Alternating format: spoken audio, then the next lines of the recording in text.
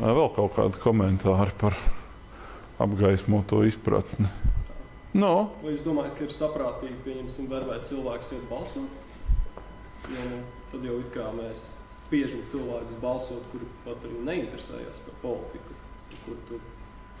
Tas ir interesants jautājums. Es pats nekad īpaši ar to neesmu aizrāvies un nekad neesmu teicis, ka jebkuram, pat tad, ja viņš nezina, par ko balsot un viņam negribās iet balsot, noteikti tomēr būtu jāiet. Vai ne? Tas Latvijas gadījumā šie aicinājumi balsot no atsevišķi inteliģentu puses izklausās, protams, saprotam tikai vienīgi ņemot šo ģeopolitisko kontekstu vērā, bet mēs redzam, ka tas ir ļoti minimāli ietekmīgi, jo, lai kā arī ļaudis netiktu aicināti, mēs redzam, ka arī Latvijā nepārtraukti samazinās vēlēšanu līdzdalību. Ja? Nepārāk strauji. Tur ir dažādi, skaidrojumi un dažādi risinājumi, bet tas normatīvais priekšstats par to, ka vislabākais, ko mēs varētu iedomāties, būtu 100% līdzdalība vēlēšanās, ir ļoti, ļoti apšaubāms. Jo tas taču ir jebkura katra brīva cilvēka tiesības brīvā sabiedrībā neizteikties par kādu viedokli. Un neizteikties par kādu jautājumu. Es, piemēram, nejūtos kompetences spriest par jaunākajiem atklājumiem biotehnoloģijās vai ģenētikā. Man ir tiesības par to paklusēt. Kāpēc man vajadzētu par katru cenu mēģināt tur kaut ko pateikt? Vai ne? Un vai spiediens obligāti piedalīties vēlēšanās arī nav kaut kas līdzīgs kā mēģinājums obligātā kārtā piespiest izteikties cilvēkus, kuriem patiesībā nav ko teikt. Vai ne? Tā kā par to mēs varam vēl kādreiz parunāties. Kas attiecas uz vēlētāju galīgo kontroli pār darba kārtību, tad vēlētāju galīgā kontrole pār darba kārtību nozīmē to, ka demokrātiska sabiedrība paredz ne tikai to, ka jums ir iespēja piedalīties lemšanā, proti vai nu tiešā veidā vai caur ievēlētiem priekšstāvjiem, ja? Bet arī jums ir iespēja aktualizēt un izcelt kaut kādus jautājumus, kuri jūsuprāt būtu politiskas lemšanas vērti. Citiem vārdiem sakot, iekļaujot šos jautājumus darba kārtībā, ja? Tajā politiskajā darba kārtībā, ar kuru tad ir saistīta valsts pārvaldes darbība. Ja? Ko tad tas īsti nozīmē realitātē? Tas nozīmē to, ka, piemēram, nemaz netik sen, 50. 60. gados, 20. gadsimtā, politikā nefigurēja praktiski nekas no tās tēmas, kura jums mūsdienās liekas pašsaprotam, proti ekoloģija, vidas jautājumi. 50. 60. gados cilvēki Eiropā pamatā bija norūpējušies par ekonomisko izaugsmu, par IKP, par sociālo drošību, par bezdarba apkarošanu un tā tālāk. Neviens neuztraucās par to, kāds tur tek tas ūdens tajās upēs, kāds ir gaiss, kā tur ir ar sugu daudzveidību un tam līdzīgām lietām. Tas viss bija sekundāri. Ja? Turpretī 60. un 70. gados, tad, kad parādās visas šīs zaļās kustības un vispār visas šīs jaunās demokrātiskās kustības Eiropā, pakāpeniski vides jautājumi kļūst par neatņemamiem politiskās dienas kārtības sastāvdaļām. Ja? Un tas nozīmē arī to, ka pilsoņiem ir jābūt iespējām šos jautājumus aktualizēt. Ja, tā skaitā arī ārpus vēlēšanu cikliem, ja, pievēršot valsts uzmanību tam vai citam jautājumam. Ja. Tur, piemēram, sākot ar tādiem jautājumiem kā vardarbība ģimenē, kas arī pirms kāda laika nelikās nekas tāds, kas kādam, par ko būtu valstī jānodarbojās. Ja. Ja viņš tur uz ielas kādu piekauj, ja, tad par to viņu var iesēdināt un sodīt, bet ko viņš tur mājās dara, tā teikt, savas ģimenes lokā, tā ir tikai viņa paša darīšana. Ja? Pēc tam, kā mēs to zinām, arī vardarbība ģimenē ir kļuvusi par pašsaprotam politiskās dienas kārtības sastāvdaļu. Ja? Ka, tur mēs pieņemam likums Eiropas Savienības, tur dažādas regulas, kas to regulē un tā tālāk un tā tālāk. Ja? Citiem vārdiem sakot, jaunu jautājumu parādīšanās, kas ir arī viena no demokrātijas pazīmēm. Demokrātija tas nenozīmē tikai to, ka jūs nobalsojat par jums iepriekš iedotu jautājumu. Demokrātija paredz to, ka jums ir iespējas pašiem aktualizēt tos jautājumus, kas jums liekas būtiski. Ja? Un 5. pazīme tā tad ir iekļautība. Kas ir iekļautība? Iekļautība ir patiesībā nekas cits kā vienkārši tas, kā konkrētajā sabiedrībā šim vēlētāju kopumam, jeb šajā demokrātiskajā procesā iesaistīto pilsoņu kopumam, ir jābūt plašam. Un ideālā variantā būtu jāiekļauj visi tie pieaugušie cilvēki, uz kuriem šie lēmumi attiecās. Ja? Demokrātija saskaņā ar jau pieminētā Žana Žaka Ruso tēzi ir tāds savu veidu cirkulārs pasākums, ka mēs paši pakļaujamies tiem lēmumiem, kurus mēs pieņemam. Ja? Proti, es vienā mirklī esmu likuma devējs, ja? Kā suverēns, otrā mirklī es esmu šo likumu izpildītājs. Ja? No vienas puses demokrātijā mēs esam visi likumu devēji un vienlaikus visi arī šo likumu izpildītāji, jeb realizētāji. Ja? Tas nozīmē to, ka demokrātija nevar būt reducēta uz to, ka šo likumu iesaistīšanā ir iekļaut tikai kāda neliela, likuma pieņemšanā ir iesaistīta tikai kāda neliela iedzīvotāju grupa un neliela daļa konkrētās valsts iedzīvotāju, un pārējie visi vienkārši tikai klausa šiem likumiem. Ja? Demokrātija paredz to, ka lielais vairums cilvēku gan pieņem likumus, gan klausa šiem likumiem. Ja? Pretējā gadījumā tāda iekārta, kurā ir kaut kāds 10., 12. daļa no valsts iedzīvotājiem ir tie, kas piedalās vēlēšanās, bet pārējie visi ir tie, kas klausa šiem likumiem. Ja? Šāda iekārta nav demokrātiska, to mēs varam mierīgi nosaukt par kaut kādu, oligarhiski, aristokrātisku iekārtu. Ja? Kur mazākums valda pār vairākumu. Demokrātija paredz to, ka vairākums ir, absolūtais vairākums ir konkrētajā valstī iekļauts šajā demokrātiskajā procesā un tiem ir vispārējas pilsoņu tiesības. Kaut kādi jautājumi par šo? Ko? Par iekļautību.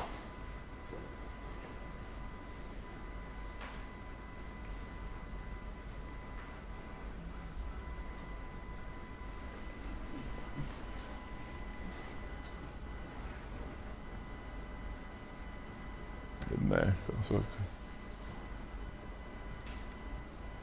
Ko tas atšķiras no efektīvās līdzdalības? Vēlreiz, efektīvā līdzdalība paredz to, ka tauta piedalās. Šis te pēdējais efektīvi piedalās, ja, tajā ziņā, ka no tautas viedokļa ir atkarīgs tas, kādu lēmumu tiks pieņemti. Savukārt šis te pēdējais paredz kaut ko citu, tas paredz to, ka lielais vairums cilvēku ir iekļauti šajā lēmumu pieņemšanā, piedalās šajā lēmumu pieņemšanā. Labi, ja negribat neko pavaicāt man, tad es jums varu pavaicāt, kādu cilvēku nedrīkst piedalīties vēlēšanās. Latvijas, piemēram, Saeimas vēlēšanās. Līdz nepilsoņiem mēs nonāksim, bet vēl kas? Latvijā šobrīd ir kaut kādi cilvēki, vai ne? Kuri no viņiem drīkst, kuri no viņiem nedrīkst piedalīties vēlēšanās? Nepilngadīgie, pilnīgi pareizi, bērni, vai ne? Līdz cik gadu vecumam? Līdz 18, burvīgi. Līdz 18 gadu vecumam jūs nepiedalāties. Kas vēl nedrīkst piedalīties? Kas ir? Jā, bet tajā ziņā jūs esat Latvijas pilsonis arī tad, ja jums nav pasa kabatā, jums vienkārši šī pasa jāizņem, vai ne? Bet, ja jums būtu pasa, tad jūs varētu piedalīties. Bet vēl kas? Nē, ja man ir 2 pilsonības, tad es varu piedalīties. Vēl galā, ja man viena no šīm pilsonībām ir Latvijas pilsonība, tad es varu piedalīties kā Latvijas pilsonis. Vēl kas. Jūs pieminējāt nepilsoņi. Kas tie nepilsoņi tādi ir? No kurienes rodās nepilsoņi? Piedošana? Jā, bet Latvijas nepilsonis ir, teiksim tā, Latvijas nepilsonis nav bezvalstnieks. Viņš ir kaut kādā ziņā Latvijas valsts apgādībā esoša persona. No kurienes rodās Latvijā tie nepilsoņi? Man ir cits jautājums, bet nekas taču nepārbaudījā, vai cilvēks nav tik garīgi nav slims. Jā, taisnība. Proti, ir cilvēku kategorijas, no kuriem ir atņemta rīcības spēja. Vai ne? Ja cilvēks ir garīgi nepilnvērtīgs, tad viņam arī bet tas ir ar tiesas lēmumu. Es nevaru pateikt, ka jūs vai kāds cits ir garīgi nepilnvērtīgs un tāpēc jūs nebalsosiet. Tas ir tomēr ar tiesas lēmumu. Tas ir jāpieņem, ka jūs tiešām esat tāds. Jā. Ok, jā, tas ir arī viens no. Kas vēl nedrīkst? Citas valsts ārzemnieki nedrīkst. Tātad, ja? Nu redz, kaut ko jūs... Cilvēks ir bijis cietumā, piemēram, viņš bija sodīts. Jūs Latvijas gadījumā jūs varat balsot ne tikai bijuši cietumā, bet arī esot cietumā. Jūs varat balsot, kas ir ļoti savdabīga situācija, jo mēs zinām, ka veselā virknē citu valstu cietumnieki nepiedalās vēlēšanās Latvijā, viņi piedalās tajā ziņā. Latvija ir ekstrēmi demokrātiski. Jūs tur gribējāt kaut ko teikt? Mēs nezinājām, ka cietumnieki, kas atradās cietumos, Jā.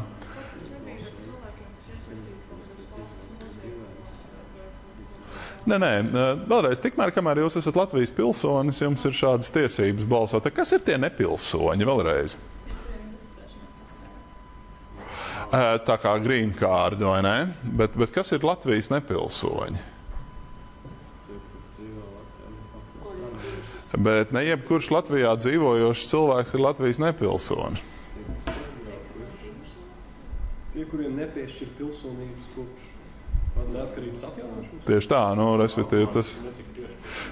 respektīvi tie ir, kā saka, bijušie PSRS pilsoņi un viņu pēcnācēji, kas ir iebraukuši Latvijas valstī padomju laikā un kuriem nav automātiskas tiesības uz Latvijas pilsonību. Viņi šeit dzīvo, viņi bauda visas tiesības, tādas kā sociālās un pilsoniskās tiesības, respektīvi, kā saka, viņus aizsargā likums, bet viņi nevar vēlēt un nevar tikt ievēlēti.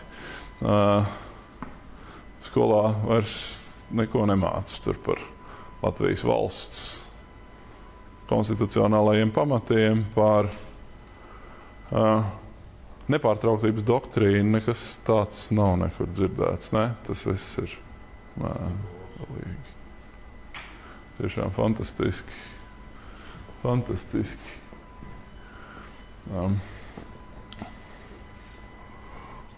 Lūk. Citiem vārdiem sakot, tās ir tās 5 pamatlietas, kuras mēs saistām ar demokrātijas tiem pamatkritērijiem. Ja? Vēlreiz, visas šīs 5 lietas ir savā ziņā ideāli, ja? Attiecībā uz to, kādai vajadzētu izskatīties ideālai demokrātijai, taču mēs valsts demokrātiskumu pakāpi vērtējam saskaņā ar to, cik politiskais process konkrētajā valstī pietuvojās šiem ideālajiem standartiem. Ja? Gan attiecībā uz efektīvo līdzdalību, gan attiecībā uz politisko vienlīdzību, attiecībā uz apgaismoto izpratni, kontroli pār darba kārtību, iekļautību. Ja? Tas nekad nav tā, ka 0-1. Ja? Tas ir vairumā gadījumu kaut kāda skala. Ja? Un demokrātiskās valstis ir tās, kurās šī skala, teiksim, konkrētā valsts ir pietuvojusies lielākā vai mazākā mērā šīs konkrētās normas vai konkrētā ideāla realizācijai. Ja? Tā. Man ir atkal, protams, ģeniālā kārtā nokāries dators, kurus tūlītās piedubūšu atkal pie dzīvības. Nu, lūk, jā. Tad, lūk, tik daudz mēs izrunājāmies par demokrātijas kritērijiem, ja, respektīvi par tiem, kas padara kādas valsts politisko dzīvi demokrātisku. Ja, šie 5 kritēriji. Tagad mēs savukārt esam pie institūcijām, jau respektīvi tām normām un spēles noteikumiem, kuriem konkrētajā sabiedrībā ir jātiek ievērotiem, lai šos kritērijus apmierinātu. Ja? Citiem vārdiem sakot, tagad mēs runājam par institūcijām. Nevis vairs par kritērijiem kā tādiem, bet gan tām institūcijām, kas šos kritērijus realizē dzīvē. Ja? Tad, lūk, pirmais kritērijs, kas apmierina attiecīgi efektīvās līdzdalības un kontrolas par darba kārtību, kritēriju ir amatpersonu vēlēšanas. Ko tas nozīmē? Tas nozīmē, ka visas politiskās amatpersonas, proti tie cilvēki, kas konkrētajā valstī pieņem politiskos lēmumus, tiek vēlēti. Viņi nenonāk amatos tādēļ, ka viņi ir piedzimuši pareizajā ģimenē. Viņi nenonāk amatos tādēļ, ka viņus ir iecēlis kāds diktators. Viņi nenonāk amatos tādēļ, ka viņi ir ļoti bagāti, bet viņi nonāk amatos tādēļ, ka viņi ir ievēlēti. Ja? Un kā jūs to pārliecinājāties nesenajās Saeimas vēlēšanās, tas ir tests, kurš ir jānoliek jebkuram politiķim, ja viņš grib turpmāk piedalīties valsts politikas veidošanā. Ja? Jūs nevarat būt Saeimas deputāts, jūs nevarat būt ministrs, ja jūs neesat izgājuši cauri šim vēlēšanu procesam. Ja? Nu, kā tad ir īsti? Vai visas politiskās amatpersonas mūsdienu demokrātiskajās valstīs ir vēlētas? Ko? Nu? Kas ir? Ministri nav vēlēti tieši, bet ministri ir vienalga vēlēti no parlamenta, vai ne? Un parlaments ir vēlēts. Jā, tā ir taisnība. Mēs zinām, ka citās valstīs tās sistēmas ir savādākas, kur arī valdības vadītāji vēl tieši. Bet kas vēl mums? Kas vēl gan Latvijā, gan citās valstīs, kas ir tās par amatpersonām, kas tiek vēlētas, kas netiek vēlētas? Tiesneši, taisnība, jā. Tiesnesis nav īsti politiķis, bet tiesnesis ir arī amatpersona, bet tiesnešus, kā mēs to zinām, līdzīgi kā cilvēks prasīja par ministriem, arī tiesnešus beigās apstiprina Saeima, vai ne? Kas nav nekas nedemokrātisks. Vēl kaut kas. Valsts uzņēmumi kaut kāds valdes? Valsts uzņēmumi valdes, jā, bet tie īsti nav politiķi. Tie ir tomēr vairāk vai mazāk tautsaimnieki un kā saka, menedžeri. Bet tie nav vēlēti. Lai gan viņus arī pastarpinātā veidā ieceļ vēlēti politiķi. Vai tautas vēlēti, vai arī parlamenta vēlēti. Vēl kaut kas? Jūs varētu teikt, ka jebkuras valsts pārvalde realizē ne jau tikai politiķi. Tie, kas ikdienā nodarbojās ar valsts pārvaldes organizēšanu un patiešām nosaka to, kā šī valsts pārvalde strādā, ir nevis politiķi, bet gan ierēģi. Ja? Proti, tie ir pārvaldes profesionāļi. Tas ir tas, ko mēs saucam par civildienestu. Kuriem de facto ir ļoti liela nozīme, ļoti bieži. Jo viņi ir tie, kas sagatavo likuma projektus, viņi dod padomus politiķiem un tā tālāk. Un tā tālāk. Bet vismaz teorētiski viņi ir hierarhiski zemāki par politiķiem, jo politiķi ir tie, kas pieņem tos nozīmīgos lēmumus, kuri ir atbildīgi tautas priekšā un kuri ir vēlēti. Ja? Citiem vārdiem sakot, politiķis šajā gadījumā ir tas, kuram ir hierarhiski augstāka pozīcija par nevēlētajām amatpersonām. Ja? Latvijas valstī pastāv dažādu līmeņu amatpersonas. Tur ir, kā saka, ir ierēdniecība, kas ir salīdzinoši kā saka, ietekmīga, bet vienlaikus nav vēlēta. Ierēdniecības loma valsts pārvaldē ļoti liela. Tad, protams, ir politiskās amatpersonas, kas ir ievēlētas vai no tautas, vai no parlamenta. Ja? Bet vēl tur ir pa vidu vesela virkne ar amatpersonām, kas jums droši vien būs lielākoties nedzirdētas un jaunas, kas ir kaut kur pa vidu, kas nav nedz īsti ierēdnis, nedz īsti politiķis. Tur ir vesela virkne ar dažādām ļoti svarīgām amatpersonām, jo, teiksim tā, valsts pārvaldes amatpersonu izvēlē pastāv vairāk kritēriju. Tie divi galvenie kritēriji ir pirmkārt tautas mandāts, ja, kad tu esi ievēlēts. Otrām kārtām tā ir kompetence. Ierēģis neviens nav vēlējis, viņiem ir kompetence. Politiķiem ļoti bieži ar kompetenci ir ļoti švaki, bet viņi toties ir ievēlēti. Ja? Tad, lūk, pa vidu ir vesela virkne ar tā sautajām politiski administratīvajām amatpersonām, kuras no vienas puses ir profesionāļi, bet vienlaikus viņiem ir nepieciešams arī tautas mandāts ar parlamentu. Tās ir visas tās amatpersonas, kas ir jāapstiprina Saeimai. Piemēram, kas? Prezidents. Prezidents ir tīri politiska amatpersona, jo prezidentam nekāda beigā kompetence arī netiek prasīta. Vai ne? Piedošana? Valsts kontrole.